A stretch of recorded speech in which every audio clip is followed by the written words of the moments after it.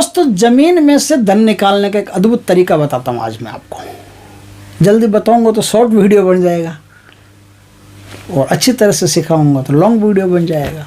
कोशिश करता हूँ बराबर सिखाने की। दोस्तों नमस्कार, मैं ज्योतिषकार कमल आप सबका हार्दिक अभिनंदन करता हूँ आपके अपने इस प्यारे यूट्यूब चैनल अलौकिक साधनाएं में। और अलौकिक साधनाएं में आपको मैं बिना मंत्र के, बिना गुरु के, बिना किसी सामान के ज़मीन में से धन निकालने की विद्या बताता हूँ। ज़मीन में से धन देखने की विद्या कि कहाँ ज़मीन में धन होता है, आपको खुद पता चल जाएगा। देखिए दोस्तों, धन जहाँ भी रहेगा, ज़मीन में धन जहाँ भी रहेगा, वहाँ कोई हरकत रहेगी। दो तीन बातें मैंने पहले भी बताई है। मैंने कई वीडियो ऐसे दिए हैं जो बहुत ऑथेंटिक वीडियो हैं, जिनसे ज़मीन में से धन देखा जा सकता है, जाना जा सकता है कहाँ पे है। आज मैं एक ऐसा ही तरीका बताऊं। देखिए, जहाँ ज़मीन में धन होगा वहाँ की एनर्जी पूरी तरह से डिस्टर्ब होगी, क्योंकि इतना तेज वहाँ होता है कि उस तेज से सारा जो अमृत होता है विष बन जाता है। आपने देखा होगा कभी कभी कोयले बन गए, ऐसा सुना होगा कभी कभी कोयले बन गए।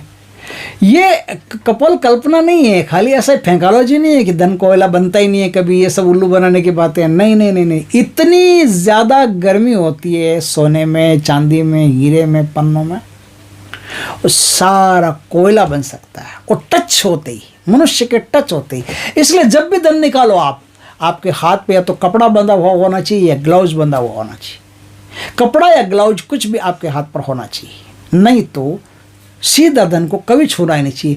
नहीं तो दो नुकसान होते हैं। या तो आपका जो धन है, जो ज़मीन से धन निकल रहा है, वो ज़मीन से धन निकलने वाला पूरा धन कोयला हो गया, पत्थर हो गया, खराब हो गया, पित्तल हो गया, अलग ही रूप चेंज कर लेता, तुरंत ही वो रूप चेंज कर लेता है। क्योंकि एक तो जानते हो ना कि जो ज़मीन पे धन होता है उस पर शक्तियाँ जुड़ी हुई होती है। कभी कभी नहीं होती, कभी कभी होती, बेजा होती है, वहाँ खतरा है। जहाँ नहीं होती है वहाँ कोई खतरा नहीं। जैसे अमेरिका में कोई शक्तियाँ वक्तियाँ नहीं होती है, वो निकालो। लेकिन भारत में तो शक्तियाँ होती है ना, भारत तो शक्तिशाली देश है।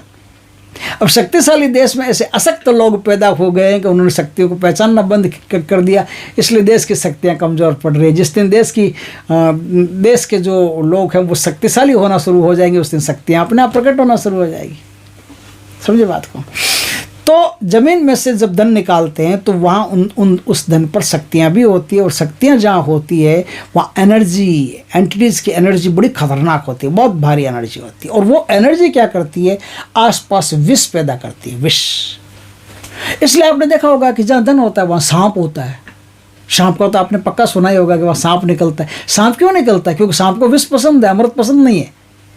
उसके अंदर विष की मात्रा बढ़ती चली जाती है, विष से ही विष बनता है, विष से विष बनता है। इसलिए जहाँ धन होता है वहाँ की जमीन विषाक्त होना शुरू हो जाती है। विषाक्त होना शुरू हो जाती है तो उस भूमि के ऊपर कुछ भी उगता नहीं है।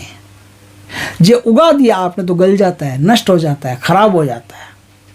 और फिर आगे ना उस भूमि पर रहने वाले पशु जो होते हैं उनमें दूध नहीं होता, क्षीण हो जाते हैं, शक्तियाँ कमज़ोर हो जाती है। तो इस प्रकार से बहुत सारी चीज़ें हैं जो होती है। अब मैं आपको आज एक तरीका बताता हूँ। धन है कहाँ उसका आपको पता चल जाएगा। देखिए, पहली बात तो कई बातों में तो आदमी को खुद ही पता चल जाता है कि धन है कहाँ, है ना भाई। आपको एक प्योर पॉइंट नहीं मिलता है, लेकिन एक लोकेशन मिल जाती है कि उस खेजड़ी के पास में या वहाँ या वहाँ होने की संभावना है।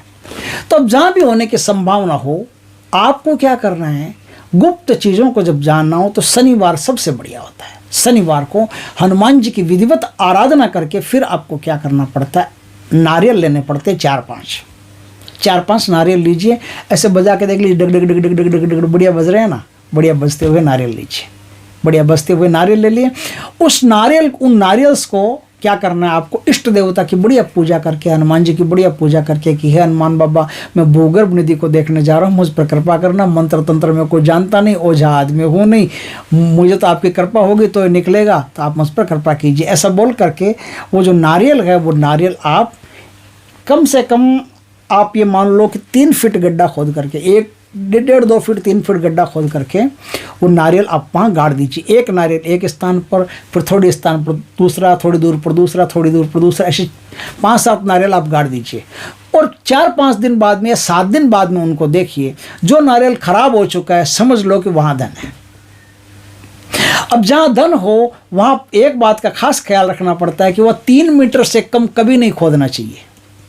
आपने सोचा कि यही धन है, अच्छा तो फिर लेकर के खुदा हो गए शुरू, ऐसा नहीं। ऐसा हो गया तो बहुत खतरनाक मामला होगा, और जो आदमी खोद रहा है वो जिंदा बचेगा कि नहीं बचेगा इसकी कोई गारंटी नहीं है।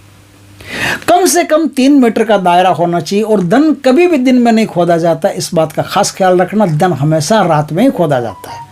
फिर उसके जो नक्षत्र होते हैं, मुहूर्त होते हैं, वो अच्छे नक्षत्र मुहूर्त लेकर के उस पिन पॉइंट लोकेशन पर जहाँ से वो नारियल खराब हुआ है वहाँ आप 3 मीटर के घेरे में खोदते जाइए। तो वहाँ क्या है कि 6 से 7 फीट के बीच में ही धन होगा, क्योंकि 6 से 7 फीट के बीच में धन होगा तभी वो 6 से 7 फीट के ऊपर की जो चीज़ है उसको ख़राब कर सकता है, नहीं तो उसको ख़राब करने में 15 दिन लगते हैं। अब 15 दिन बाद में अगर ख़राब होता है तो समझ लेना कि फिर वो 15-20 फीट नीचे है। तो इस प्रकार से आपको धन का आसानी से पता चल जाएगा कि कहाँ है, और खोद करके आराम से निकाल सकते हैं। और फिर देवताओं के प्रसादी कीजिए, जीवात्माओं की मुक्ति कीजिए, और दान पुण्य में धन खर्च कीजिए, अच्छे अच्छे कामों में खर्च कीजिए। दोस्तों वीडियो अच्छा लगे तो लाइक करना, कमेंट करना, शेयर करना। पहली बार हमारे चैनल पर आए चैनल को सब्सक्राइब करना, पास में जो बेल आइकॉन का बटन दबा देना ताकि हमारी ज्ञानवर्धक जानकारीपूर्ण वीडियो सबसे पहले आपके पास आ सके। जय श्री कृष्ण दोस्तों।